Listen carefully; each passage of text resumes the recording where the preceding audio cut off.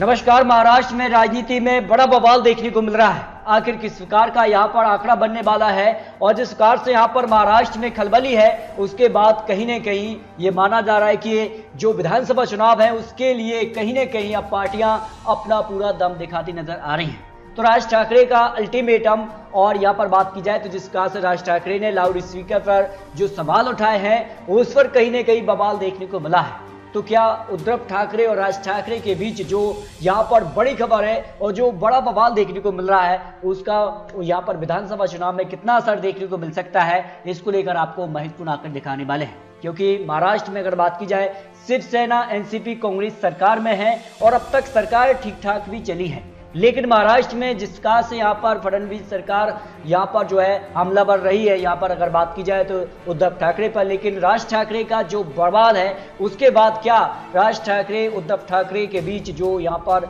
सहगर्मी दिखने को मिली है, इसका कितना असर विधानसभा चुनाव में देखने को मिल सकता है। और जो महागठबंधन है जिसमें एनसीपी कांग्रेस और शिवसेना है, क्या वो मिलकर चुनाव लड़ेंगे या फिर यहाँ पर शिवसेना अपने दम पर चुनाव लड़ेगी? क्योंकि इससे पहले जो विधानसभा चुनाव था बीजेपी और शिवसेना मिलकर चुनाव लड़ी, लेकिन कहीं न कहीं मुख्यमंत्री पद को लेकर जो अनबन थी उसके बाद शिवसेना एनसीपी कांग्रेस के साथ सरकार में चली गई।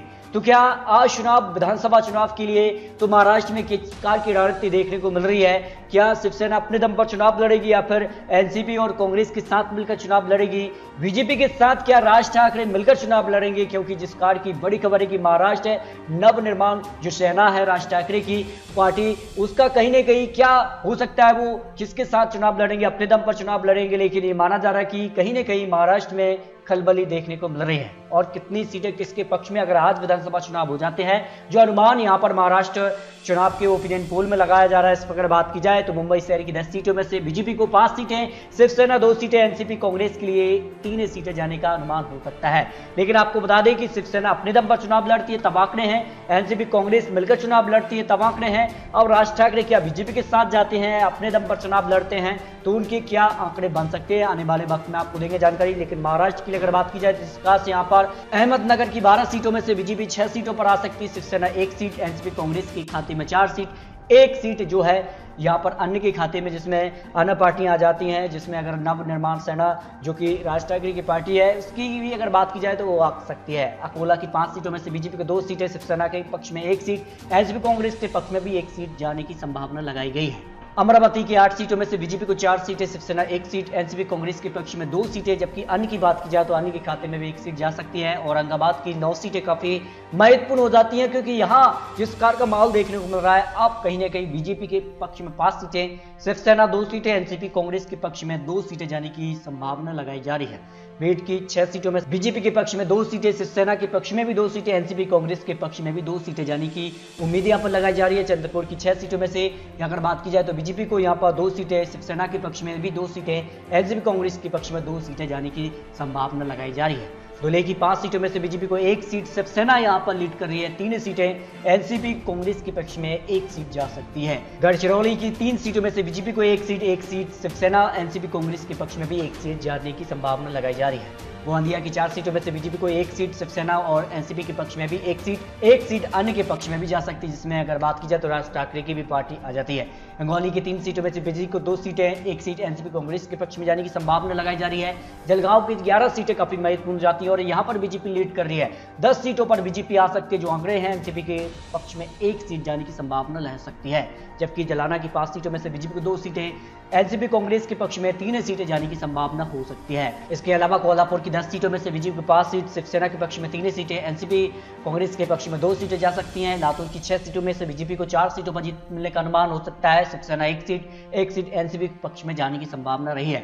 मुंबई शहर की काफी महत्वपूर्ण है और मुंबई शहर की 10 सीटें काफी महत्वपूर्ण हो जाती हैं और ये हार जीत के फैसले में एक बड़ा इफेक्ट डालती है। अगर मुंबई शहर के जो लोग हैं वो किस प्रकार के यहाँ पर किस पार्टी को सपोर्ट करते नजर आ रहे हैं। अगर बात की जाए बीजेपी को 5 सीटें, शिवसेना को 2 सीटें, एनसीपी कांग्रेस के पक्ष में 3 सीटें जाने की संभावना हो सकता है। जबकि मुंबई काफी महत्वपूर्ण है और जिसमें जो महानगर है मुंबई, उसमें अगर बात की जाए बीजेपी को 12 सीटें, 26 सीटों में से शिवसेना के पक्ष में 3 सीटें, 11 सीटें एनसीपी कांग्रेस के पक्ष में जाने की संभावना हो सकती है।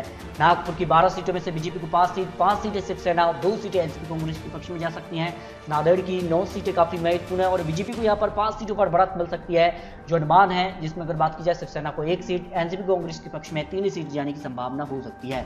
नंदुरबार की 4 सीटों में से बीजेपी को 3 सीट है, शिवसेना को 1 सीट यहाँ पर जा सकती है। इसके अलावा अगर बात की जाए तो जिसका से यहाँ पर बड़ा यहाँ पर उलटफेर होता नजर आ रहा है। नासिक की 15 सीटों में से बीजेपी को 8 सीट है, शिवसेना को 5 सीट है, एनसीपी के पक्ष में 2 सीटें जाने की संभावना लगाई जा रही है। यहाँ पर बात की जाए उस्मानाबाद की 4 सीटों में से बीजेपी को 1 सीट, जबकि एनसीपी कांग्रेस के पक्ष में 3 सीटें जाने की संभावना यहाँ पर लगाई जा रही है। पालगढ़ की 6 सीटें काफी महत्वपूर्ण है और पालगढ़ की 6 सीटों में से बीजेपी को 1 सीट, शिवसेना को 3 सीटें, एनसीपी कांग्रेस के पक्ष में 2 सीटें जाने की संभावना यहाँ पर लगाई जा रही है। यहाँ पर बात की जाए पर बनी की 4 सीटों में से बीजेपी को 1 सीट, 2 सीटें शिवसेना को, 1 सीट एनसीपी कांग्रेस के पक्ष में जा सकती है। पुणे की 11 सीटें काफी महत्वपूर्ण हो जाती हैं और ऐसे में बीजेपी को यहाँ पर 11 सीटों पर जीता मतलब की संभावना हो सकती है। शिवसेना को यहाँ पर 8 सीटें, जबकि एनसीपी कांग्रेस के पक्ष में 4 विधानसभा सीटों पर जीत मिलने का अनुमान यहाँ पर हो सकता है। रायगढ़ की 7 सीटें काफी महत्वपूर्ण है और ऐसे में बीजेपी को यहाँ पर 2 सीटें शिवसेना को, जबकि एनसीपी कांग्रेस के पक्ष में यहाँ पर 3 विधानसभा सीटें जाने का अनुमान यहाँ पर हो सकता है। अगर बात की जाए रत्नागिरी की 5 सीटों में से बीजेपी को 4 सीटें, जबकि एनसीपी कांग्रेस के पक्ष में 1 सीट जाने की संभावना लगाई जा रही है। सांगली की 8 सीटों में से बात की जाए बीजेपी को 5 सीटें, शिवसेना को 1 सीट, 2 सीटें एनसीपी कांग्रेस के पक्ष में जा सकती हैं। सतारा की अगर बात की जाए तो सतारा में से 8 सीटों में से बीजेपी को 4 सीटें, शिवसेना को 1 सीट, एनसीपी कांग्रेस के पक्ष में 3 विधानसभा सीटों पर जीत मिलने का अनुमान यहाँ पर लगाया जा रहा है। सिंदूर की 3 सीटों में से बीजेपी को 1 सीट शिवसेना और 1 सीट यहाँ पर एनसीपी कांग्रेस के पक्ष में जाने की संभावना हो सकती है। सोलापुर की 11 सीटों में से बीजेपी को 6 सीटें, यहाँ पर बात की जाए शिवसेना को 2 सीटें, एनसीपी कांग्रेस के पक्ष में 3 विधानसभा सीटों पर जीत मिलने का अनुमान यहाँ पर लगाया जा रहा है। जबकि ढाणी की 18 सीटों में से बीजेपी को 8 सीट, शिवसेना को 4 सीटें, एनसीपी कांग्रेस के पक्ष में 6 विधानसभा सीटों पर जीत मिलने का अनुमान यहाँ पर लगाया जा रहा है। बारदा की 4 सीटों में से अगर बात की जाए बीजेपी को 2 सीटें, शिवसेना को 1 सीट और 1 सीट यहाँ पर एनसीपी कांग्रेस पक्ष में जा सकती है। यहाँ पर बात की जाए यवतमाल की 7 सीटों में से बीजेपी को यहाँ पर 4 सीटें, शिवसेना को यहाँ पर 1 भी सीट नहीं, जबकि एनसीपी कांग्रेस के पक्ष में 3 विधानसभा सीटों पर जीत मिलने का अनुमान यहाँ पर लगाया जा रहा है। यानी यहाँ पर बात की जाए तो महाराष्ट्र के सभी जिलों के बाद अगर यहाँ पर आंकड़ों पर गौर किया जाए तो 288 सीटों पर जो आंकड़े निकल कर आ रहे हैं उसमें अगर बात की जाए तो बीजेपी को 142 सीटें मिलने का अनुमान यहाँ पर लगाया जा रहा है।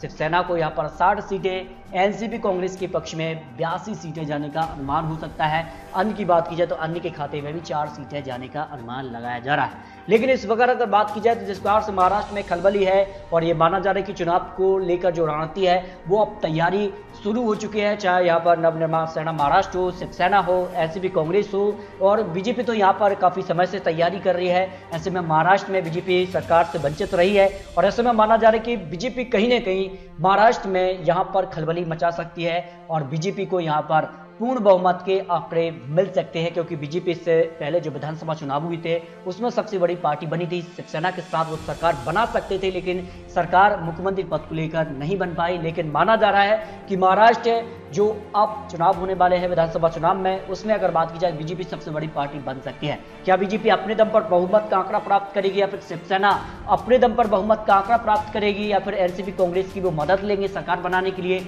एनसीपी कांग्रेस क्या अपने दम पर सरकार बनाएगी? ये काफी महत्वपूर्ण है।